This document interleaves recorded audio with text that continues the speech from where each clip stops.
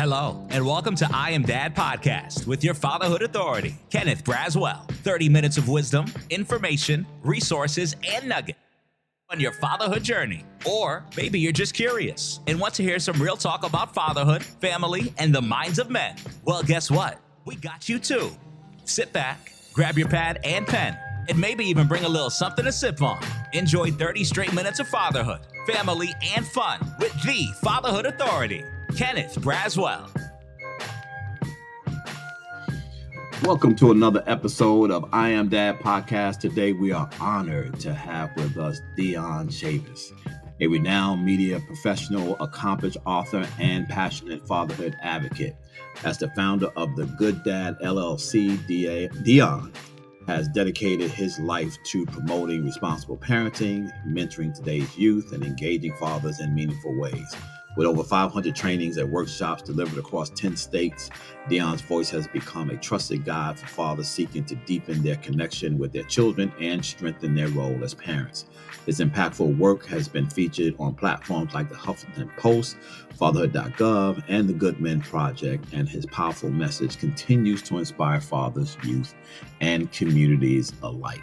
Today, we're excited to dive into Dion's journey, hear his insights on fatherhood, and explore the incredible work he's doing through the Glad Dad LLC. Please join us in welcoming the extraordinary, my man, Dion Chavis. How you doing, sir?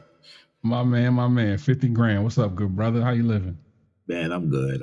I say this at the beginning of all my shows. It's like playing a spades hand. I don't know. I can't call it. Just hope that my partner got the two jokers. That's all. Right.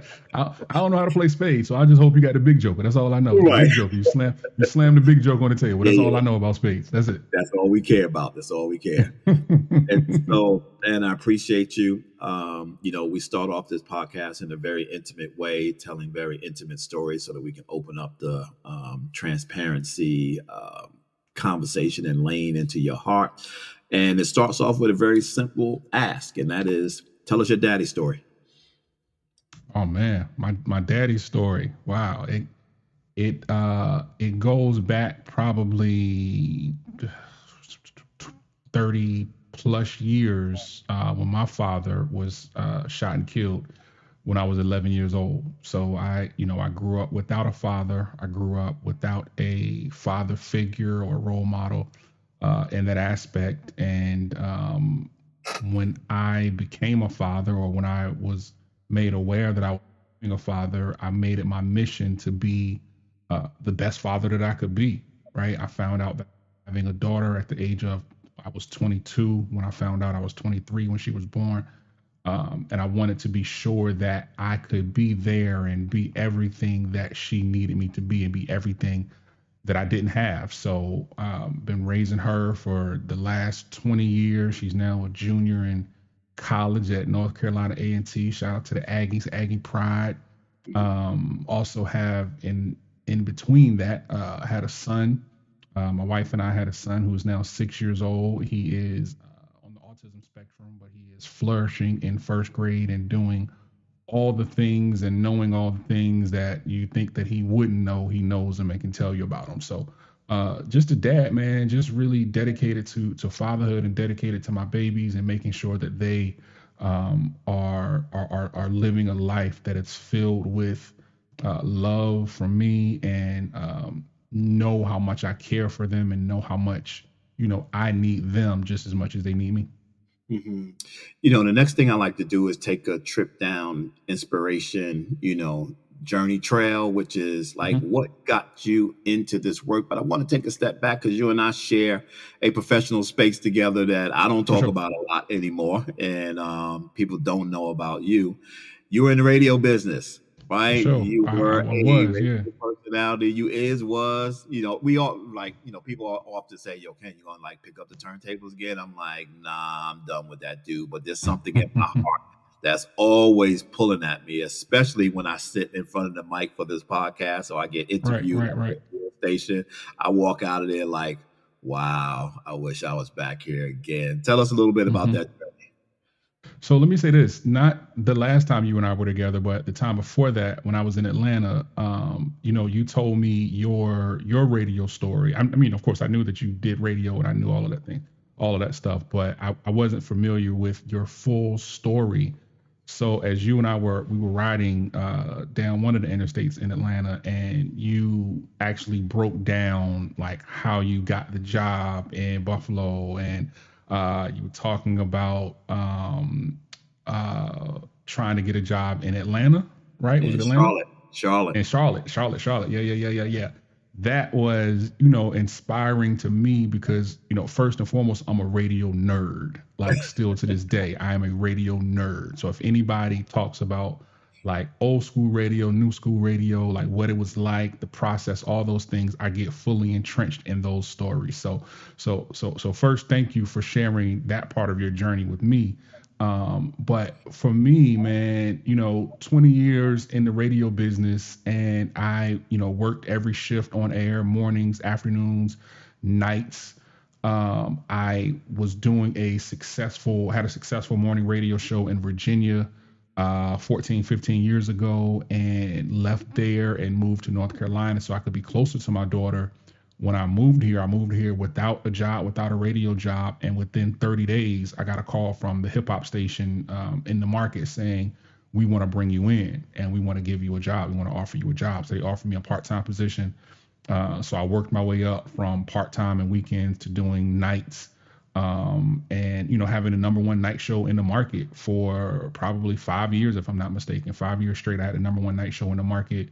One year had the highest ratings in the market that the market had ever seen. And once COVID came and kind of flushed all of that down the toilet because radio stations weren't getting advertisers and money wasn't coming in, so they had to do some cutbacks. And unfortunately, I won't say unfortunately, but I was one of the cutbacks, and that was just a part of the journey.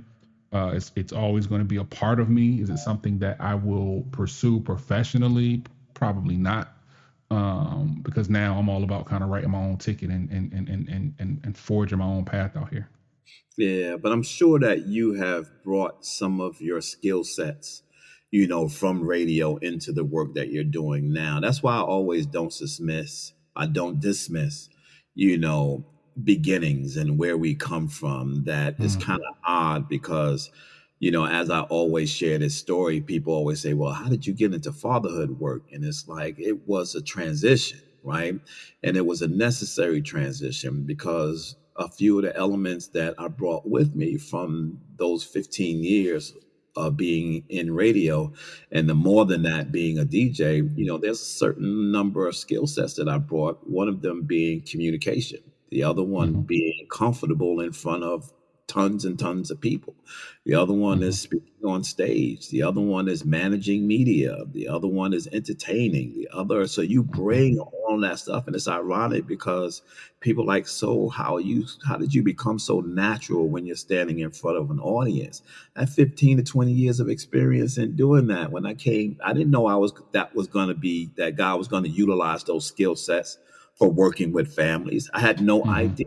But now that mhm, I'm here, I'm thankful for, the 12 o'clock midnight house show, right? The mhm, Sunday mhm. afternoon gospel show, the Right. Monday morning talk show, the transitioning, of music and understanding culture and understanding the importance of your voice and how powerful your voice was in influencing people, based on information that came to you first before anyone else, and understanding the nostalgia, of being able to musically go back and find our voices in music in times past, whether it's the, Mhm. 60s, 70s, 80s, 90s, or 2000s. Like that's how I identify when I go back. When I go back musically, in Right. my head.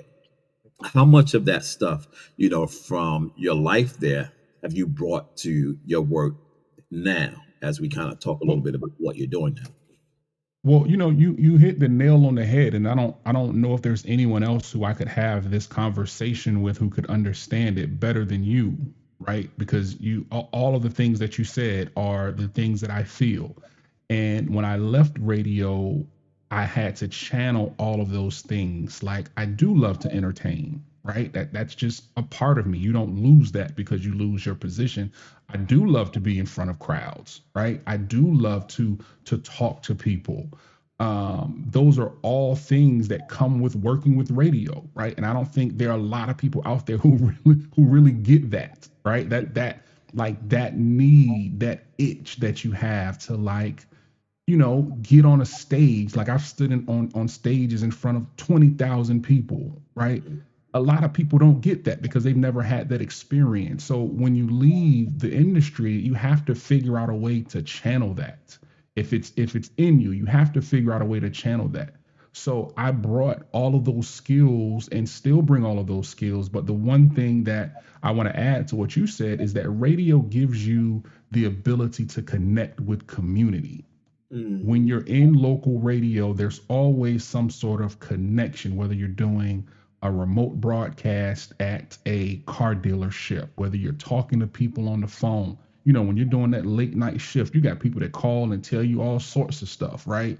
When you're doing a morning show and you got topics and you're talking about the topic of the day, whether it be political, whether it be the news story of the day, people will call and have these conversations with you. And those types of conversations are similar to the types of conversations that we have in the work that we do. So I brought all of those skills, all of those passions over with me uh, into fatherhood. And I'll take it even a step further.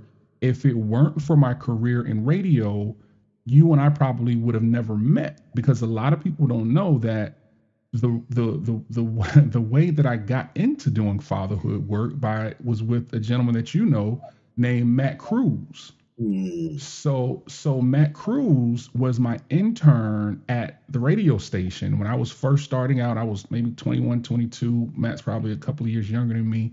And at the time, he had my daughter was born. My daughter's probably a couple of years old, and Matt had started working in fatherhood. And I had written an essay that was featured in a book called "Be a Father to Your Child," and that book has it's a collection of authors, uh, Dr. William Jelani Cobb, and Kevin Powell from the Real World and all of those things. Now he's in the politics and everything.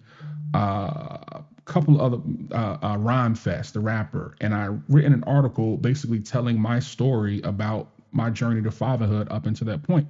Matt somehow got his hands on that and he called me and he was like, my radio name was Showtime. So he said, Show, would you be interested in doing some speaking about fatherhood?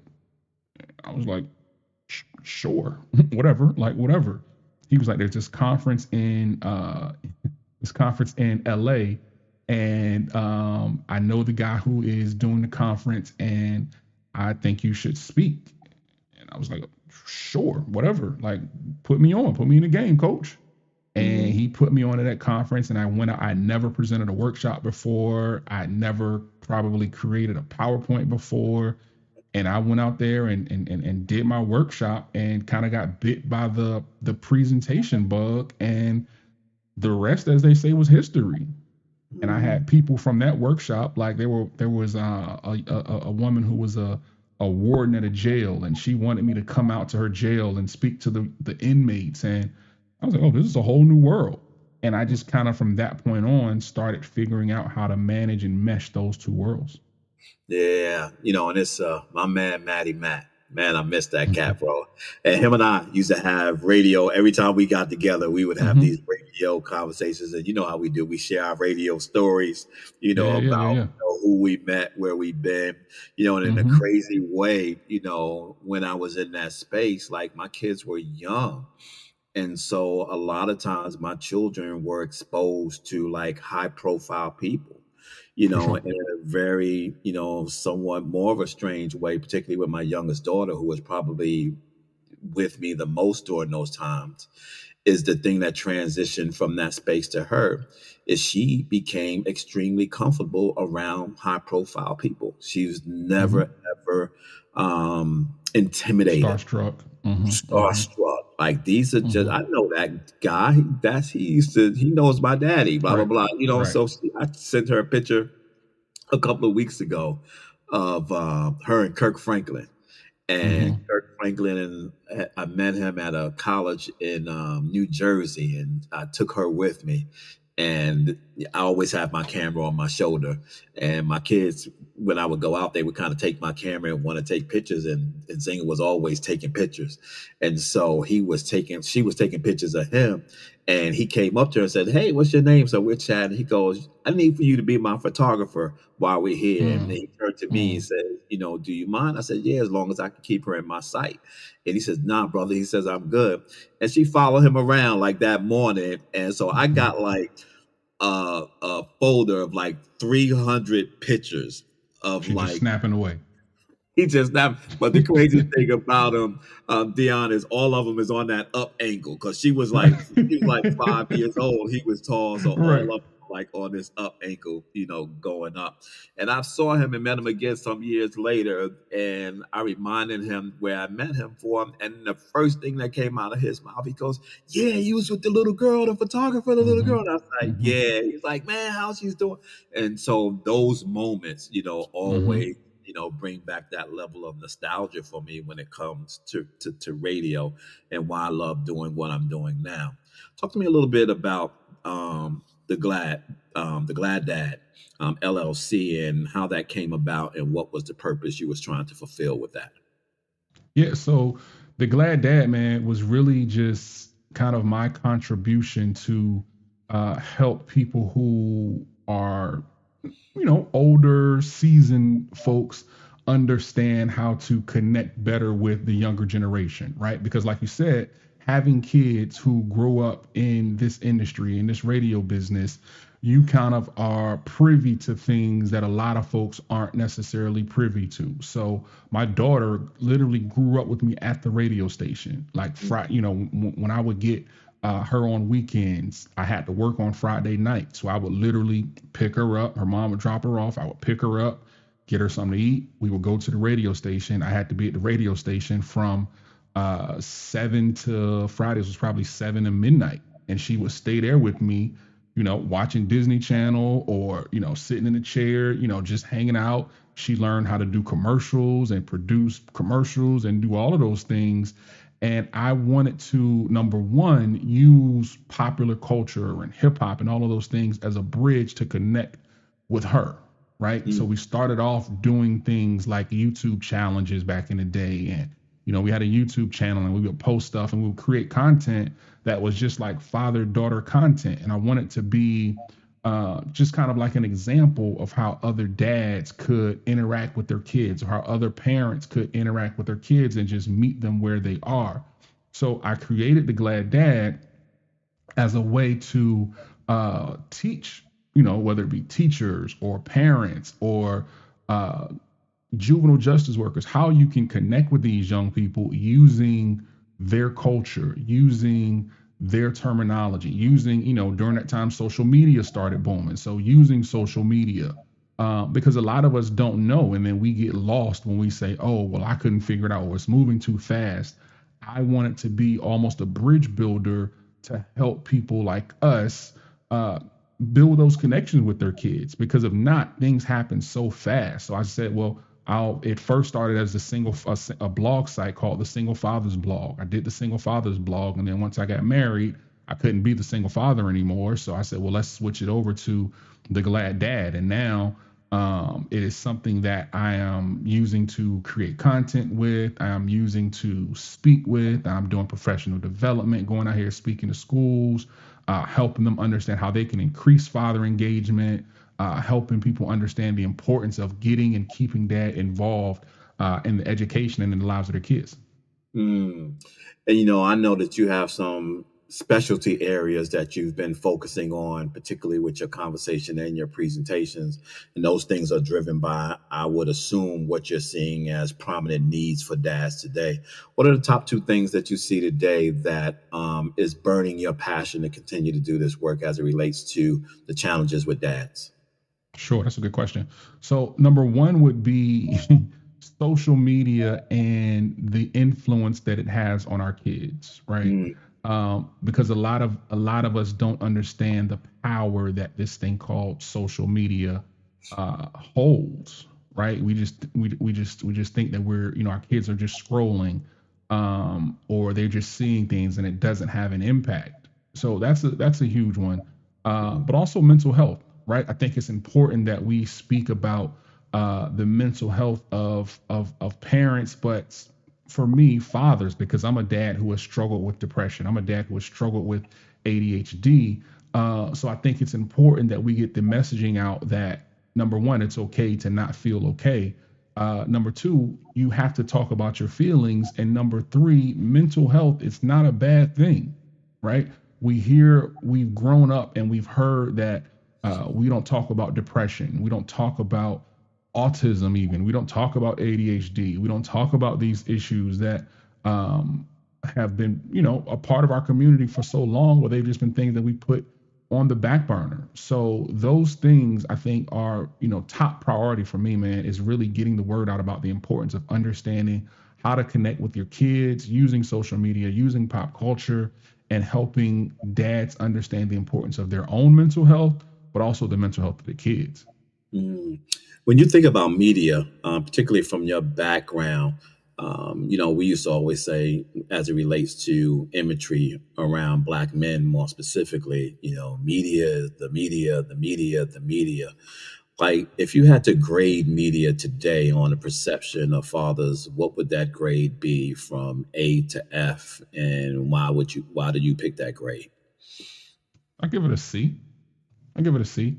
Um, because a lot of times the dad is portrayed as the one who is the disciplinarian. The dad is portrayed as the one who isn't really involved in school.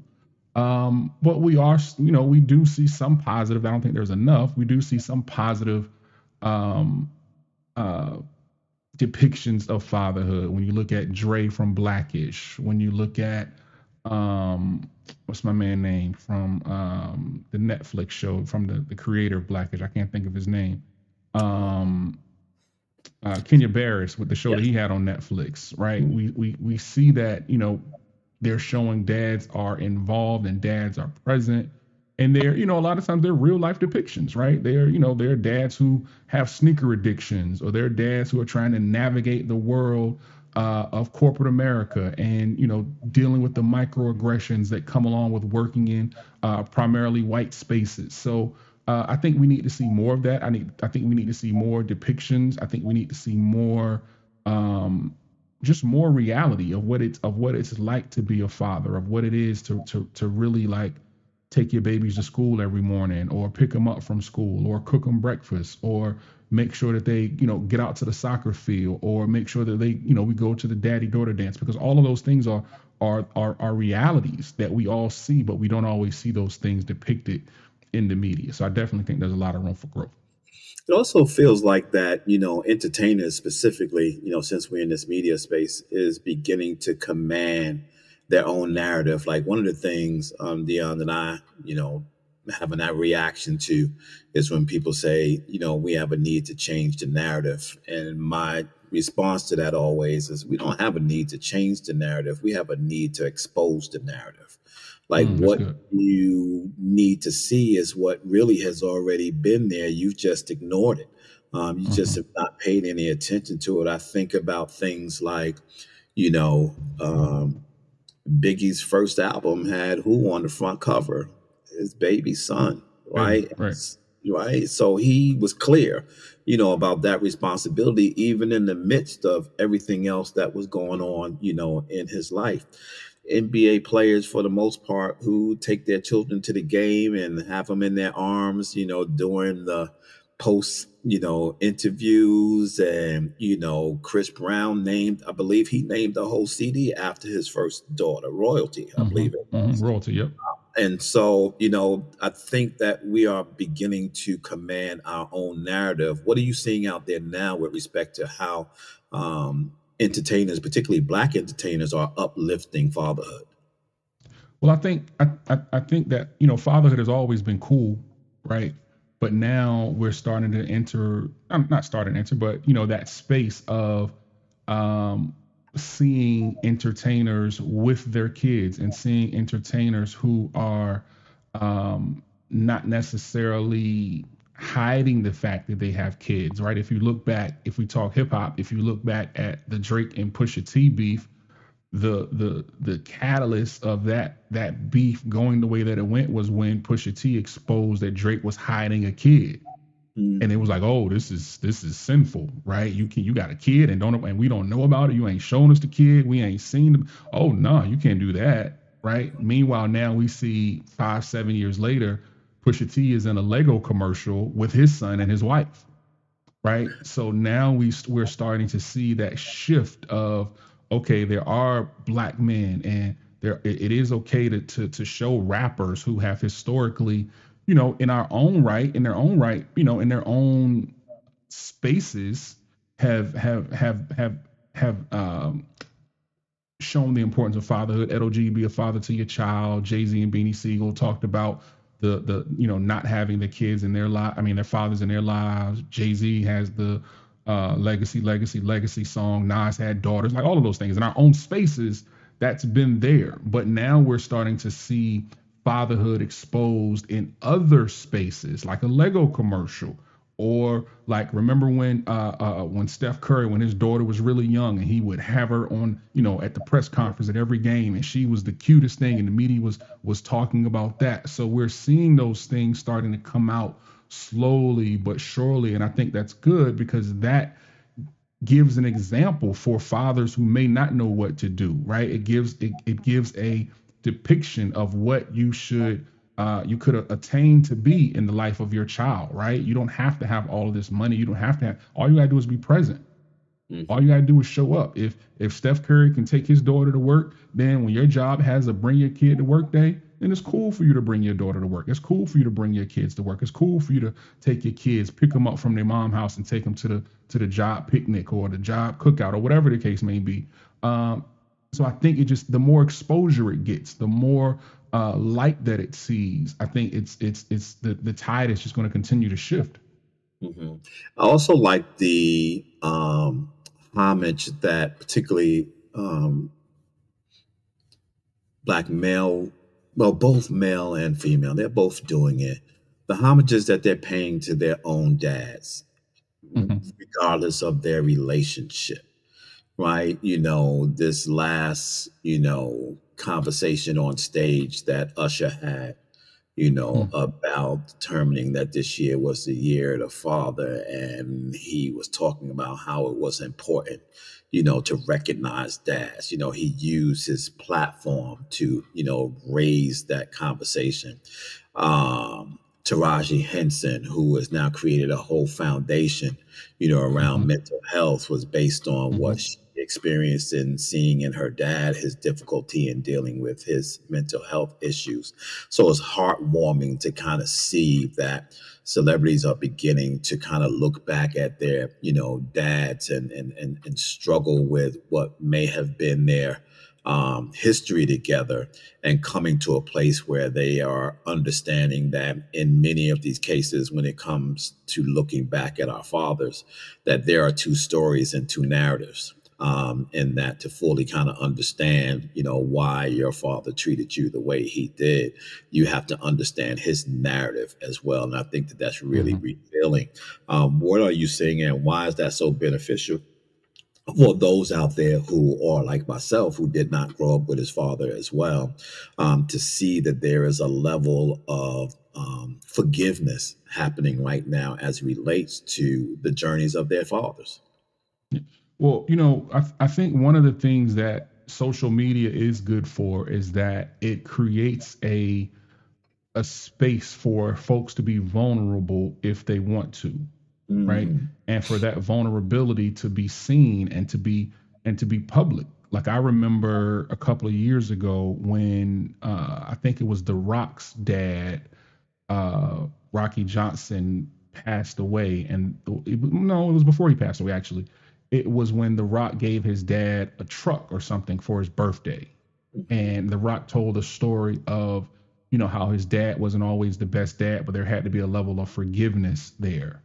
So I think social media allows these celebrities to, one, of course, it lets us into their real lives, right?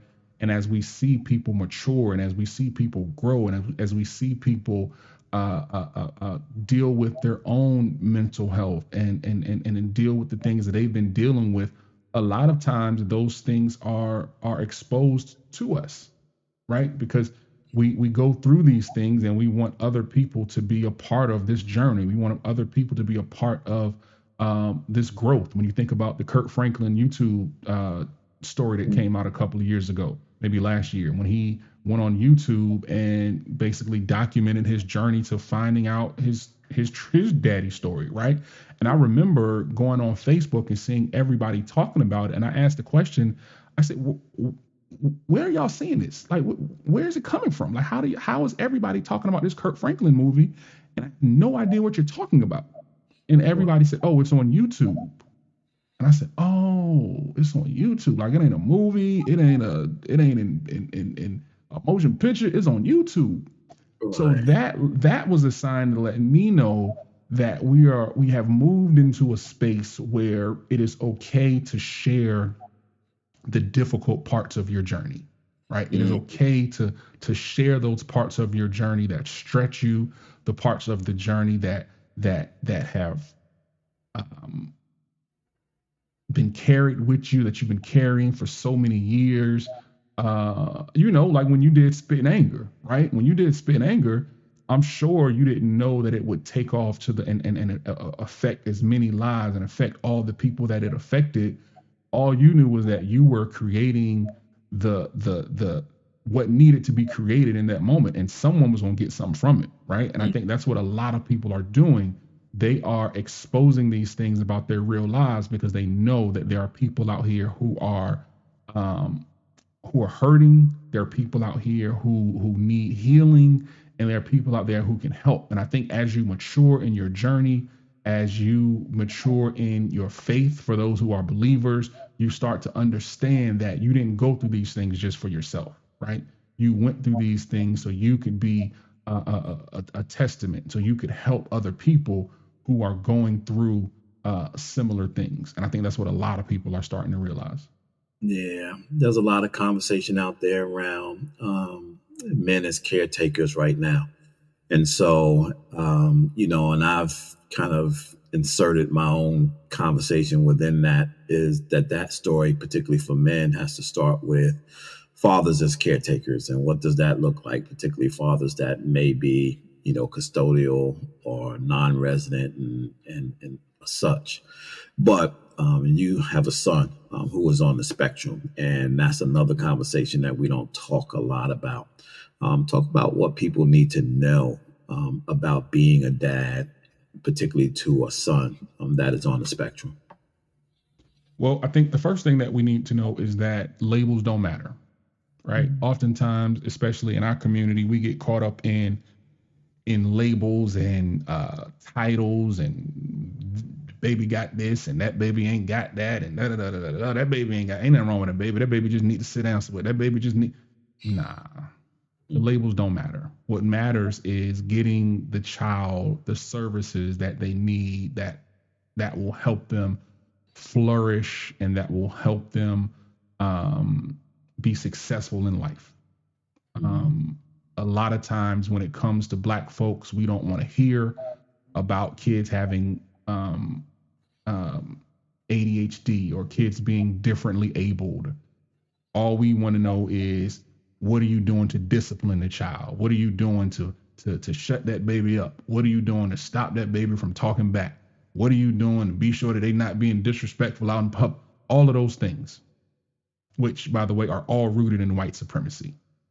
But what we need to understand is that our children need us to not parent them for the world that we grew up in, not parent them for the world that we think they should be living in. We need to parent them for the world that they are in.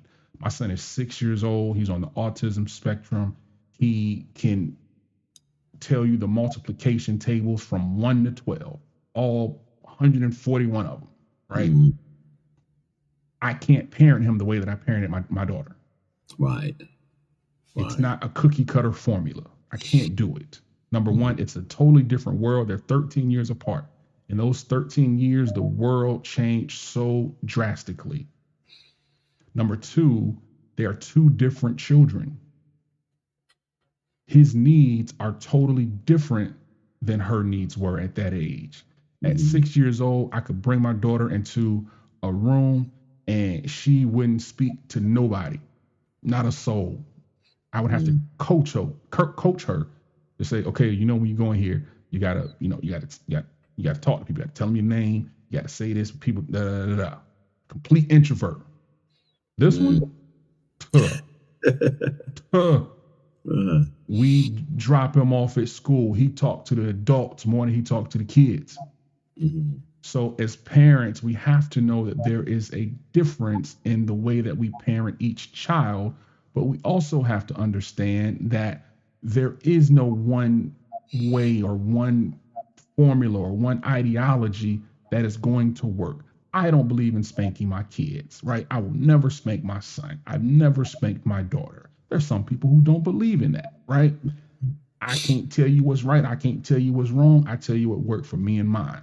But what I can also tell you is that we have to stop being afraid of getting our kids assessed and diagnosed for the things that they need, because we're doing them a disservice and we're not getting them the services that could help them as they go along in life.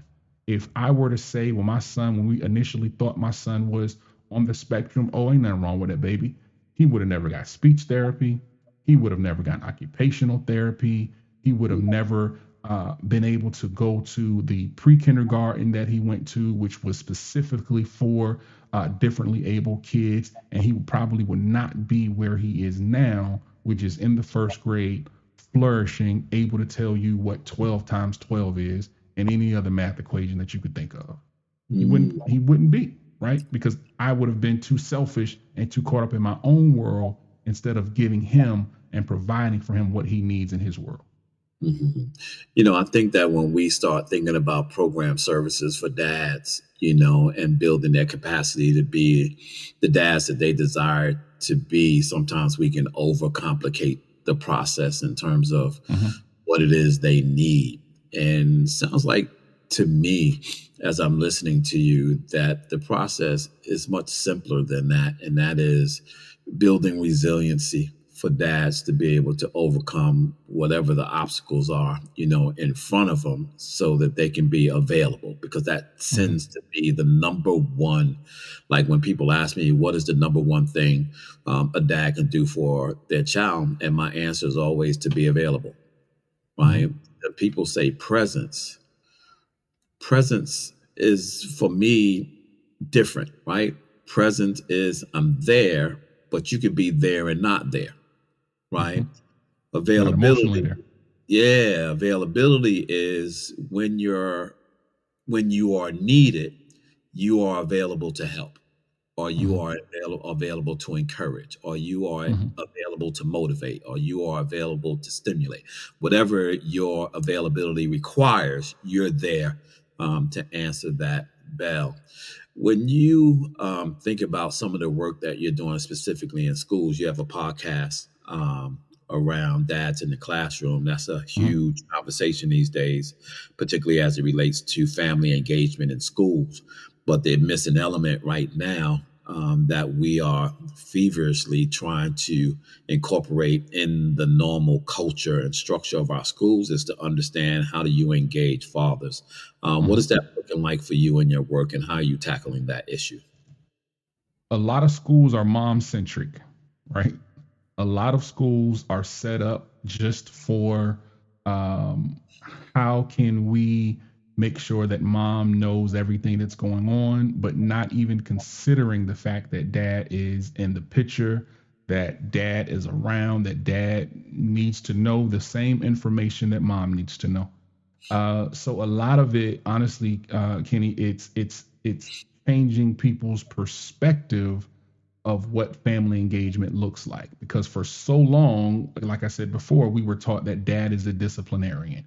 Dad doesn't come to meetings. Dad doesn't volunteer. So there's a lot of implicit biases that are there that have been planted for years and years and years, of folks thinking that dad is not going to even want to be involved in this. So why call dad? If I can't get in touch with mom, let me call grandma.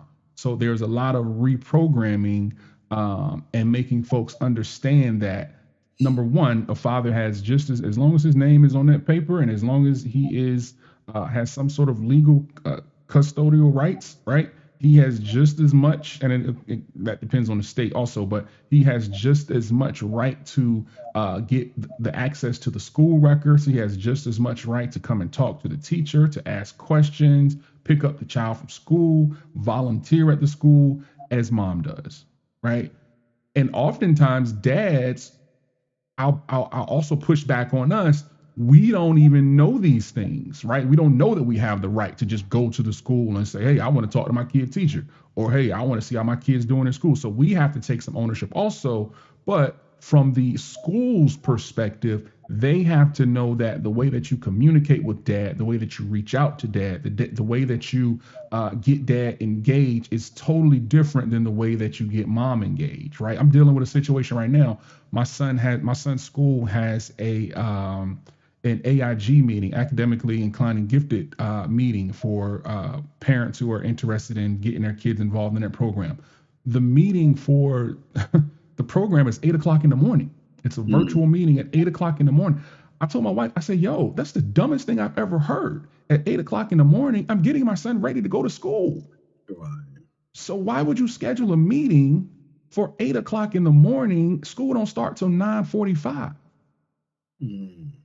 Why don't you have several meetings that are scheduled throughout the day so people who maybe work first shift, second shift, third shift can attend the meeting, right? So there is no attempt. There has been no attempt at my son's school. My son has been in the same school for 2 years. There's been no attempt for them to reach out to fathers, for them to say, hey, dads, why don't you come do this, right? Meanwhile, I go out to California, and one of the school districts there, they have an entire fatherhood initiative where they invite the dads out on a Monday night for a conference style event. You go outside, you hear a speaker, you go outside, you watch Monday Night Football on a huge jumbo screen. They're cooking out, they're doing all of these things. That's how you get dads involved. That's how you meet them where they are. That's how you get them to say, okay, this is what I need to do. This is how I'm going to meet the teacher, because you're meeting me where I am. You're meeting my needs as a dad. You know what I like, you know what I'm interested in, and you're showing me that I can know, like, and trust you as my child's teacher.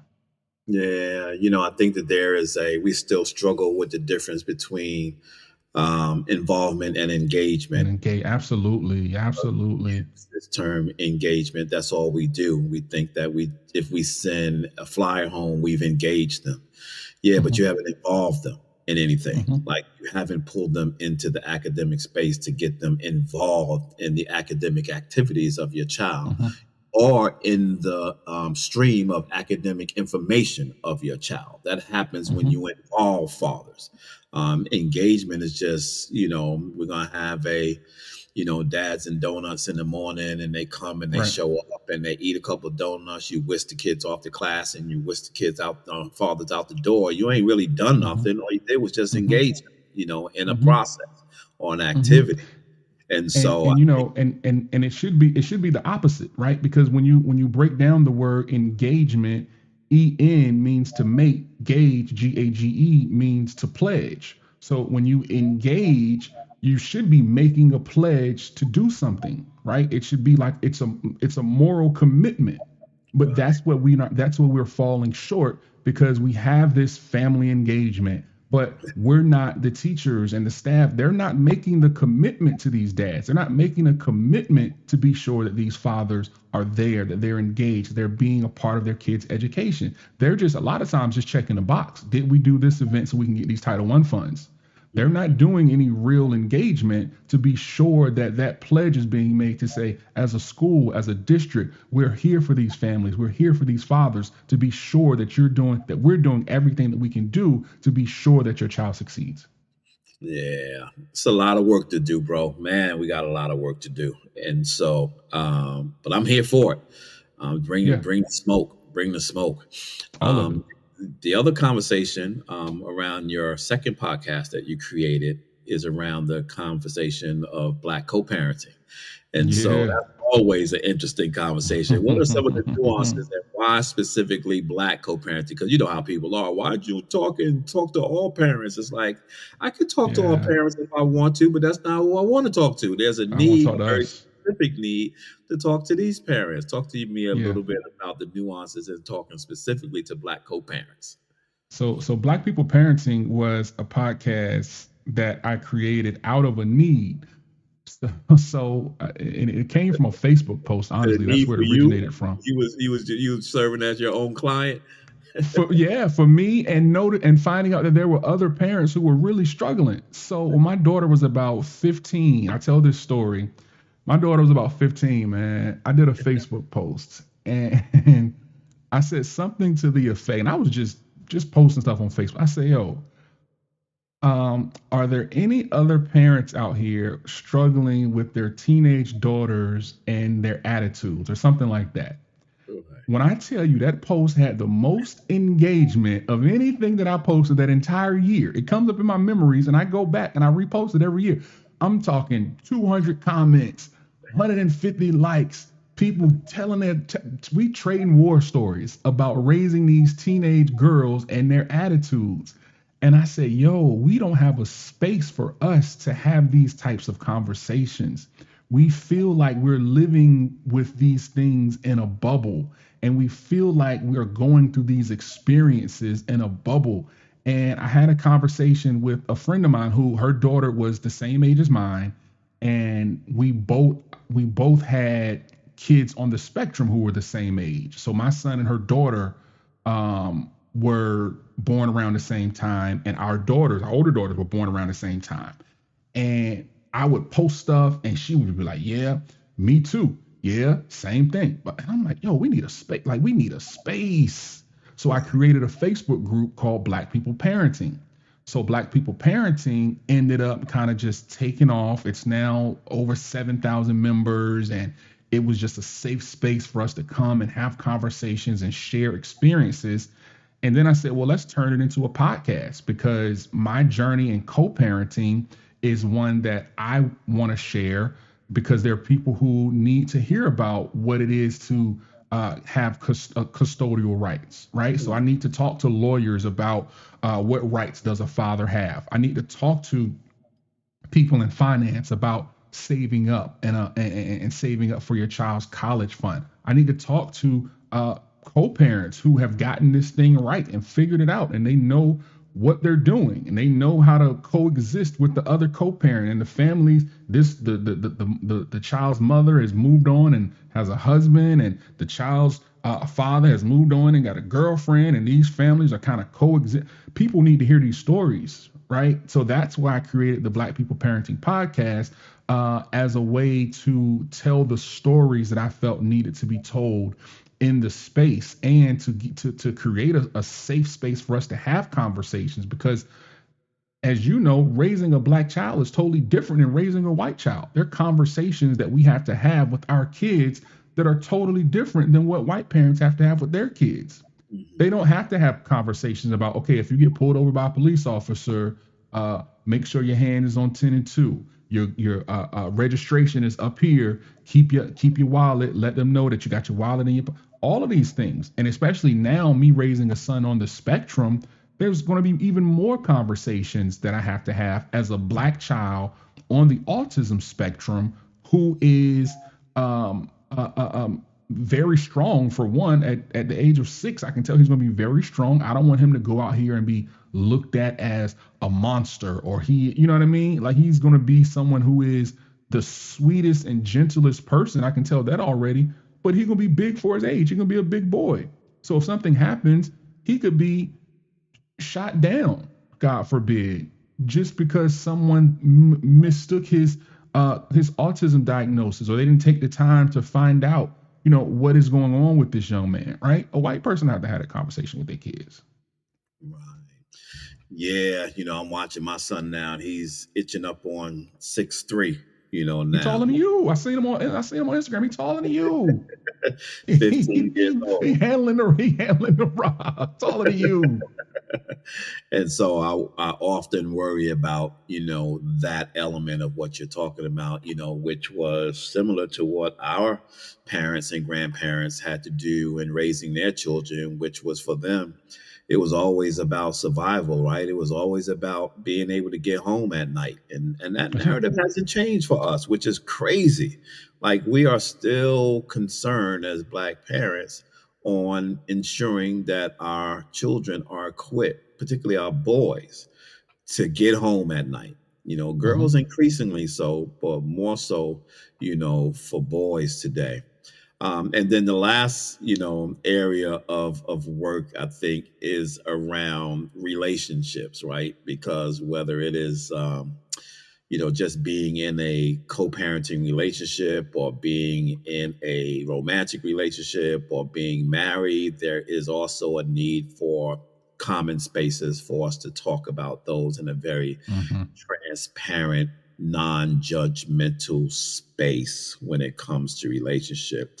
It is one of the things that I'm beginning to notice now, in social media as I am seeing more celebrities, both in the music industry and the entertainment industry, movies and television, talk more about the longevity of their relationships with their wives. Like it's really kind of cool thing to like see some of these guys that you didn't know had been married for, you know, decades, right? You're talking about Mm-hmm. Mm-hmm. Snoop, and you're talking about LL, and you're talking about who did I see the other day that I didn't know?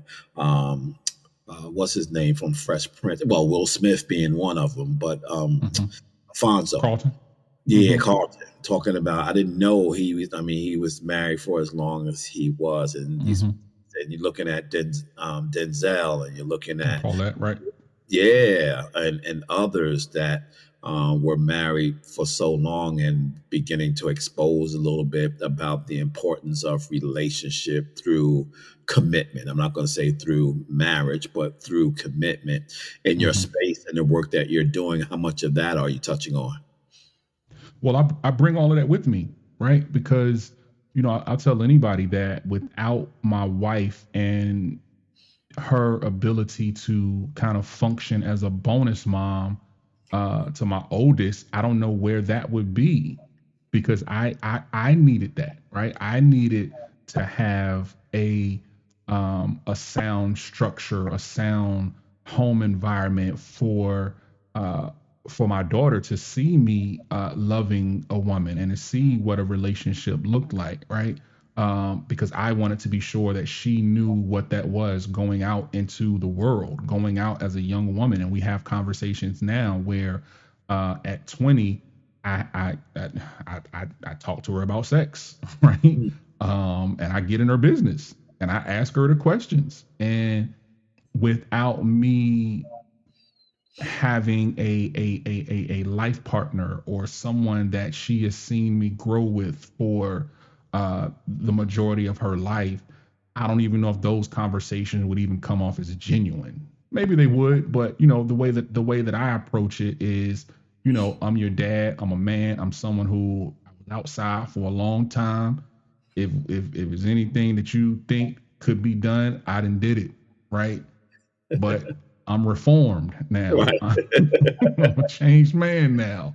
So I'm telling you from my perspective, what's out here and what these young men are thinking.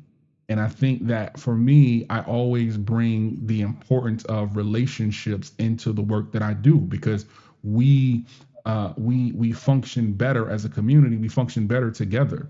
We do we accomplish more when we are together. When you hear these conversations, these men versus women conversations that happen on social media, I think all of that is not only a distraction, but it's something that it destroys the mission of what we are trying to accomplish. And what we are trying to accomplish is to build a better future for our babies.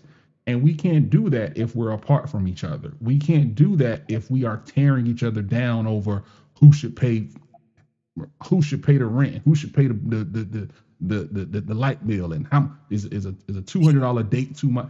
Ain't nobody trying to hear that, man. Ain't nobody. I'm not trying to hear that. I'm trying to be sure that these babies got the common sense that they know when they go out in this real world how to fend for themselves, how to take care of themselves, how to love themselves, and how to love other people.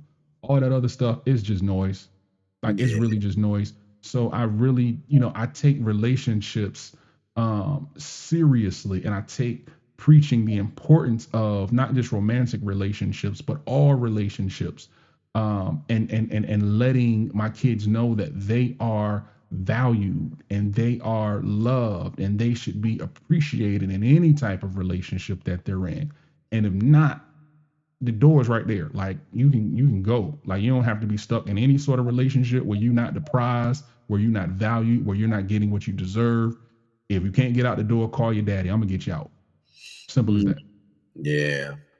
We as we kind of close out, just want to bring you back to this space. Just recently uh, heard of the passing of John Amos, James Yeah. for Good Times, and I'm hoping that his name reverberates such within the fatherhood space, particularly around Black fatherhood, because that was the foundational, I believe, character to which we looked at as what we would at least attempt to be and have desire to be, and the resiliency to be, right?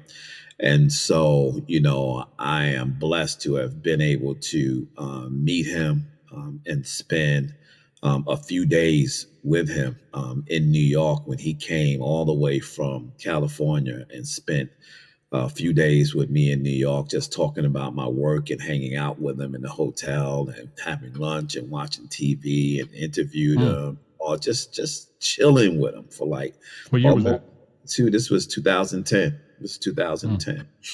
And gleaming from him and hearing his story and hearing him tell me his story about his father, which was an incredible, conversation. And I had the ability, to say something to him, that I had often said, but never had the opportunity to say to him, that, on that fateful day of episode 1, season 3, when we found out he had passed away, at least on the show, that for me and many of my friends who grew up in my community, our fathers died that day too. Mm. And so I had the ability to be able to say that to him personally Mm-hmm. Mm-hmm. that particular night. When you think about him and you think about this work we do around Black fathers, what do you believe he has meant to the imagery and desire of what we would like to become as Black men? I think that, and I'm a good times aficionado, right? There's not a good times episode that you could talk about that I don't know about. Probably can quote it word for word from. So first and foremost, just rest in peace to John Amos, man. And he is now with Black Jesus, and he is, resting in peace after a job that was very, very well done, right? And I think that his journey, even when you go back further than Good Times, when you go to Roots and some of the other roles that he played, and when he was in um, um, Coming the to movie with America. Sidney Poitier. No, Sidney Oh, Poitier. oh, oh, let's do it again. Let's Do It Again. Those roles, man, change Hollywood, right? And then when you go up to Good Times, just him being, and I got a shirt with all of the TV dads. I need to get your shirt size. I should have wore it. With all of the Black TV dads on it. And when you think of the way that James Evans, when you talk about resiliency, right? As I'm saying this, James was probably, and I'm a generation after you, James was probably my first depiction of male resiliency, Hmm. right? And this is kind of coming to me now as I'm processing it. But we didn't see a Black father who pushed through so many challenges and so many um issues and stayed with his family and dealt with his son trying to be put into a gang and dealt with you know, having to put food on the table and going to the store and his wife going to the store and the meat was bad and you got to go into the store and get them to change the James really changed what black malehood looked like on TV, right? Right. As far as that strong black male, Fred was there. Fred was Fred, but James was that father figure. He was still trying to figure it out. Like Fred had raised his, right? Lamont was a big dummy. Like Lamont was 35 years old. He was a big dummy. Fred Right. drinking Ripple, just sitting back. James was still figuring it out, right? James was that's the first conversation that I would believe. Again, I wasn't around in the 70s, but I would believe that's the first conversation about heart disease, right? On that episode when he picked up the chair and he ain't nothing wrong with me. I don't need it. Ain't nothing wrong with me. And Thelma in the corner crying and he holding the chair up, right? And they talk about hypertension, about his blood pressure possibly being up, right? We don't see that without James Evans. We don't have that conversation. We don't have the conversation about drug use, about when JJ goes and tries to elope with Debbie Allen, and Debbie Allen is in the joint tying the needle around her arm, and her parents come and they got to talk. We don't see that. So without James, there is none of that. There can be no, oh, now we get to the Cosby Show. Now we see this. James was the foundation. Yeah. He was the foundation of what black father, and even to this day, there are fathers who are, again, living that same life, living a similar life. Every day they're scratching and surviving. Right. Every day we look at temporary layoffs. We're looking at, if you look at the port workers that are on strike right now, they got to go home every day and try to figure out how they're gonna make ends meet. Right. James was our first example of that. So I think what John Amos brought to that character, I think, again, what we saw him bring into roles like Coming to America and later on in his life were monumental for what black fatherhood is and will continue to be. Yeah. Yeah. Thanks for that, man. I'm actually penning a piece that I hope to get into some op-ed somewhere about what he means to black fatherhood. And that conversation has to be risen. And that has to be the pillar, of what we continue to strive, to be as it relates to resiliency, and what he meant, in that space. Not only because remember also, in the area of Good Times, that imagery was up against black exploitation. It was up against, he was the lone media image that was up against, Shaft and Superfly and, and all of these other guys that we mesmerize over on screen.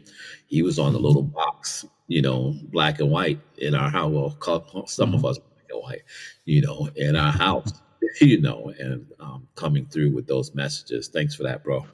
Listen, and I'll just say this real quick. And I think it speaks to, because he wasn't on, they took him off, they killed his character off because he was vocal about what he wanted to see, right? He and Esther Rolle were like, yo, we don't want to see the shucking and jiving. right. So the powers that be said, oh, okay, cool. Like you want to talk back? Well, we're going to show you what we can do. We're going to keep this ship moving without you. I think it goes to show that, as a black man in America, what happens when oftentimes we speak out, Right. right? Someone has their thumb over our head and they think that they have the power over us to crush us. But little did those folks know, Norman Lear and, whoever else has something to do with it, little did they know that role would catapult him into a stratosphere of success where we would all remember and love him for generations and generations to come. My son just asked me the other day. He said, "You gonna watch Good Times today?" He's 6. Right. He's 6. You feel me? Like at one point, my son went through, as a child on the spectrum, he get fascinated with stuff. At one point, he was on a Good Times. He was in a Good Times phase. or he had to come home and watch Good Times every single day. Right. That's, Yeah. I don't know how many generations that is, but you don't get that without being someone who is able to touch the souls and pull at the heartstrings of the people who consume your content. Absolutely. Your Tell people art, how I they should say. tell people how they can find you and get in touch with you. Yes, sir. Find me, DionChavis.com is the website. On social media, I am at Dion the Glad Dad on Facebook, LinkedIn. You can just search my name, Dion Chavis. You can find me there. If you got a school that you need some professional development, Dads in the Class is the website. You can go to dadsintheclass.com for that and just reach out to me. I'll be happy to talk to you. Nice. Brother, thanks again for your time, your insight, your work, your inspiration, all that good stuff. And Thank you, to my brother.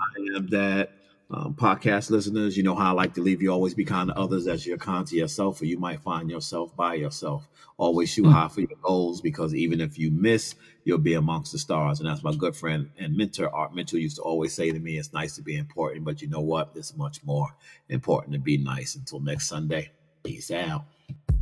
Thank you so much for taking the time to spend with us. You've been listening to I Am Dad Podcast.